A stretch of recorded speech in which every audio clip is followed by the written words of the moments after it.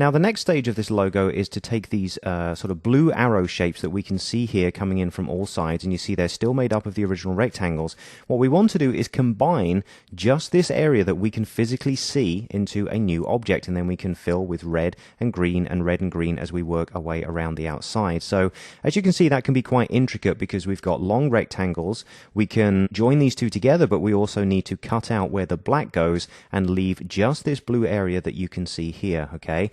Well, we're going to use a powerful new tool which will allow us to do that simply by clicking and combining any of the joining overlapping shapes that we have to make brand new ones as if we'd drawn them by hand.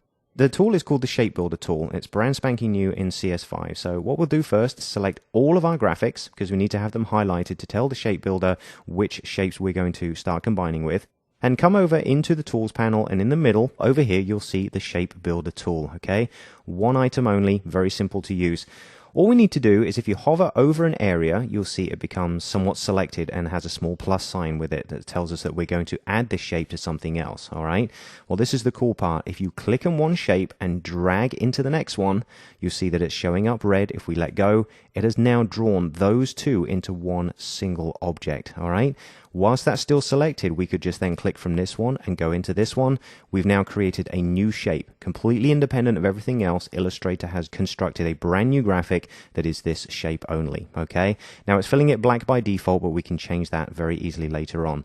Now here's the other cool thing. If we don't have to go down and do it these two and then these two, if we can see across all three shapes, why not click and drag across all three shapes and build it immediately? This tool is such fun, it's incredible. So I'm going to work my way around this shape and do exactly the same function so we can combine only the areas that we see into brand new shapes. Remember, everything else that's underneath, that's staying exactly where it is. We're building new objects here. This is very cool indeed. So we now know that these shapes are new, and we can see as we continue to roll over them that they are so, but it'd be better if we could have them as a slightly different color. Okay, so let's go ahead and apply our actual red and green coloring to this. Let's go back to the main selection tool and just deselect for a second. Then let's get our eyedropper tool. Remember, I is your keyboard shortcut, and we'll choose flag red to start with, okay? So remember to hold down the Option key, that's Alt on Windows, and once you've got the eyedropper color selected, the Option key is going to apply it to the object that we roll over and click on, okay? So let's do it here with one of our arrow shapes, and you see that's now perfectly filling in. Let's skip the next one and do the one after that because we're basically going to alternate between red and green. So every other one here, there'll be 4 in total. Perfect. Then let's go over to flag green. Once again, hold down your Option key and apply it to the other intermediate shapes. Okay, so another 4 there, and that gives us most of our artwork. Now, remember that we've done a lot of slicing here. If we go into outline mode, you can see that in the background here, the original rectangles that were overlapping, the pieces that we didn't join together with the shape builder are still here. Okay, so we need to tidy this artwork up so we're not copying and dragging around excess paths, all right? So what we'll do, let's go ahead and select our red shape here and our green. In fact, work our way all the way around the outside. Because ultimately, we're not going to keep the black in here. We're going to remove that so we can see through to our carbon fiber pattern when we drop it on our print document. Remember that. This is essentially going to be transparent. What we can do is also hold down the Shift key and select our white central object. So all we're doing here now is selecting the elements that we wish to keep. Everything else we want to get rid of, all right? So now go up to the Select menu and go down to Inverse, and that'll select everything underneath and our original black object. What you can do now is simply delete them, and we're left now with the final graphics of our logo. So now we present ourselves with a potential problem or a change. We're happy with the logo as it is, but maybe somewhat later in the game, we decide that the logo should actually have a circular edge to it, okay? So instead of these being completely straight here and defined by the original 45-degree angle, it would be nice if there was a constant curved edge that went through all of them. And we could have done that at the start if we'd have had a circle before we started slicing with the Shape Builder tool, all right? However, the Shape Builder tool also has a secret function, so I'm going to show you this. What we'll do is let's go across to our rectangle tool, click and hold, and select the ellipse tool, and we'll position our cursor once again right in the center. Holding down Option and Shift or Alt Shift on the PC will drag a circle out that comes to not quite the edge, okay? Leave yourself plenty of overlap, but don't come in so short that we don't end up with many of the red and green shapes visible, okay? So keep it somewhere towards the outside.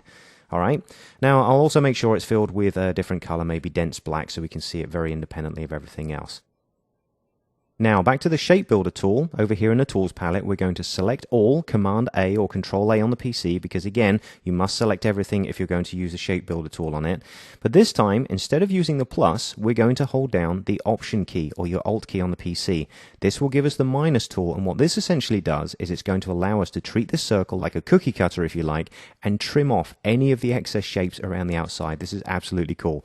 Just like we did when we were constructing the shape, simply hold down the Option key, click and drag through the shapes you don't want, and they're gone. Isn't this the coolest thing? This is one of the best tools that the Illustrator team have put into the software for a long time. This is absolutely wonderful. So I'm simply going around the outside here and trimming off all the unwanted shapes here, remove them on the outside. Absolutely perfect. All right. Do you have any idea how long that used to take in Illustrator before now? It really is crazy. Now, back to your main selection tool, going to deselect, click on our black circle to get rid of it. You see the difference? Just that little bit of tidying up and the logo looks so much more refined now. I think we've got a really nice option. Now, because it's finished, what we can do is select all and then group, Command G, Control G on the PC. And what we'll do is we'll scale it down to a finished size of maybe, I don't know, 30 millimeters square, okay, just to be consistent. So here in the control panel where we have our transform options, or over here in the transform palette, we can make sure that we constrain the options so the width and height will be the same. Let's change one of those and change it to 30 millimeters and say OK. Now that we've got this sized and grouped, let's go ahead and copy this into our other document. So Command C, Control C, put it into memory, and then use your Command tilde shortcut to take you through however many documents you have open and go back to your CMYK file. All right. Now I'm just going to close up my Pathfinder panel here and come over to the layers and make sure that we have our logos layer unlocked, because that's where obviously the logos are going to exist. Now we want to make sure that when the logos come in, we can align them on the correct artboard. So remember these processes. Let's go across to the artboards panel here and double click A3 poster so that artboard is highlighted. And then we can hit paste to bring in our logo, and that'll drop down in the center. Whilst that's highlighted, let's come up here to the control panel and make sure that align to artboard is highlighted. Remember we used align to selection a little while ago. So align to artboard here, and then we can choose horizontal center. And at this point, let's align to the bottom of the document. Okay, then we can always nudge afterwards. That's easy enough to do. Now, likewise, we want a logo over here on the A4. All right, so go ahead and double click your A4 sheet. Once again, paste the logo in. Our artboard is already selected, so we can go ahead and say center, bottom, and that'll drop it down just fine. Okay. Now, whilst we have that one selected, let's go back to our original here, shift select that, and I'm just going to use the arrow key here to nudge that up a few millimeters, okay? So it kind of sits in the middle here of our mountain shape that we defined using those direct selection shortcuts earlier on, and the other one sort of follows suit. Now, we do also want one over here in our flyer, so once again, double click to select that artboard, and then we can reduce down our preview size and see what's going on, and then I'm going to paste that graphic in.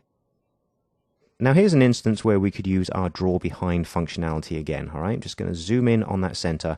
We need this logo to sit dead center in this square, but remember, this square is locked on the backdrop color layer, and it's also one square that's inside a grid, so it's an isolation function, if you like, for us to select that. Well, we do have our snap to point functions available, our smart guides, and also our draw behind, so we may as well just draw a quick rectangle, use it to align, and then delete it, okay? So a quick little studio shortcut here. Go to your rectangle tool. Make sure that our draw behind mode is selected because we're on the logos layer and we want it behind the logo just so we can see what's going on. And then position yourself on the corner of that object. Your anchor point will snap. We can drag down here and snap into that corner as well. It doesn't matter what color this is. It's just the fact that we have an object there. So go back to your main selection tool, shift and click on the logo to select that as well, and then simply click on the central square to make that our key align object. All right. Now come up to the panel and say align center and also vertical align center. Then you can deselect, click on the background shape and get rid of it, and our logo now sits perfectly in the middle. Now, if we go back to viewing all pages at the same time and just collapse our layers here for a second, we can see the logos are all perfectly positioned, but at this point, 30 millimeters is too big. Now, I'm not saying that you would have them the same size on all pieces of artwork here, but for this, I think it works that they're all fairly consistent. However, 30 is too big. You now know the multiple ways to scale something using the scale tool or free transform. There are many ways to do it, but how about scaling them all at the same time by the same amount? Okay, this is a nice little option. Let's make sure that we select all three icons together, okay? Select the first one, hold down the shift key and select the other two. And then this time we're going to come up to the Object menu, go down to Transform, and come across down to Transform Each. Now, I briefly mentioned this earlier on. This is the ideal time to use it. What Transform Each does is it allows us to apply scale or move or rotation, and indeed altogether, transformations to multiple selected items. Okay, so we've got 3 logos here. What we're telling it to do in this instance is drop down to, let's maybe do 95% on both horizontal and vertical axes. Okay, and in fact, let's make this a little bit more extreme just so you can see the change being applied. 40 by 40. Okay, I've got preview turned on down here, and you can see in the background that all of these have now shrunk down to 40% of their original size based on their own anchor point. Okay, remember, if you went down to the scale tool and double clicked and brought up the scale dialog box and said 40%, the anchor point would be somewhere here in the center because it's the center of a selected area, and there would basically be a rectangle defining all of these 3. So this is a really cool way to do it. Now, an additional function to this, remember we've got used to being able to do progressive scaling where we choose a certain percentage and then continue to nudge that value down until we get the right size. Well, Transform Each even allows us to do that. Let's make sure we change this to 90% on both axes, okay? Go ahead and click the OK button, and just as you would expect, Command D or Control D on the PC to duplicate that functionality will allow us to nudge the logo size down a further 10% every time. Isn't that just the coolest thing, all right? So get it to whatever size you need it to. I think something that ensures it's visible and isn't too small and also sits comfortably in this black shape is absolutely fine. When you're done, we can deselect, and as again, we've made a good number of changes here, so go ahead and save your document, and it's starting to really come together now.